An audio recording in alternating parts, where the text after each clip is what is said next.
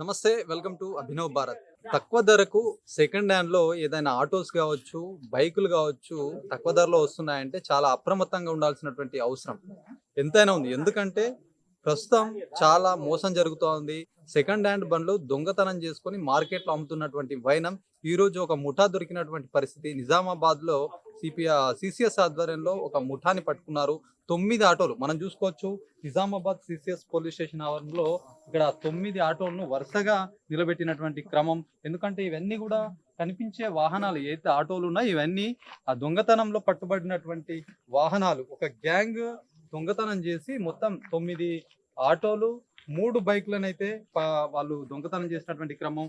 CCS పోలీసులు చాకచక్యంగా పట్టుకున్నారు. ఒక ఇన్ఫర్మేషన్ తీసుకొని ఒక ముఠానైతే పట్టుకున్నారు. మరి వీళ్ళు ఏదైతే ఈ దొంగతనం చేసినటువంటి ఈ ఆటోలు కావచ్చు, బైకులు కావచ్చు, ఇక్కడ ఆర్మూరు, బోధన్, నిజామాబాద్ చుట్టుపక్కల ప్రాంతంలో దొంగతనం చేసి పక్క జిల్లాకి అమ్ముతున్నటువంటి పరిస్థితి అయితే ఉంది. కాబట్టి ఎవరైనా సరే ఒకవేళ సెకండ్ హ్యాండ్ వెహికల్స్ అనేసరికంటే చాలా అప్రమత్తంగా ఉండాల్సినటువంటి అవసరం ఎంతైనా ఉంది. మనం చూడొచ్చు, ఇట్లా ఆటోకి ఇట్లా నంబర్స్ ఉంటాయి. ఇట్లాంటి నంబర్ని ఆ నంబర్ తీసేసి నంబర్ ప్లేట్ని సైతం తీసేసి సెకండ్ హ్యాండ్లో అమ్ముతున్నటువంటి క్రమం. ఇంజన్ పైన ఉన్నటువంటి నంబర్ని సైతం తొలగించే ప్రయత్నం చేస్తున్నారు అన్నట్టుగా సిపి సాయి చైతన్య సైతం చెప్తున్నారు. ప్రతి ఒక్కరు అవగాహనతో ఉండాలి, అప్రమత్తంగా ఉండాలని చెప్పేసి ఆయన సూచిస్తున్నటువంటి పరిస్థితి.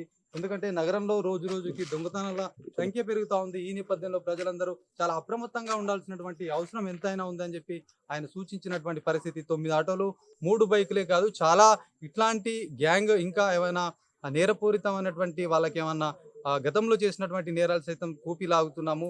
ఇట్లాంటి వాళ్ళని వదిలిపెట్టే ప్రసక్తే లేదు. ఎవరైనా దొంగతనాలకు పాల్పడితే కఠినంగా శిక్షిస్తామని సిపి సాయి చైతన్య సైతం చెప్పినటువంటి పరిస్థితి. కెమెరా పర్సన్ సందీప్‌తో శ్రీనివాస్, అభినవ్ భారత్, నిజామాబాద్ నుంచి.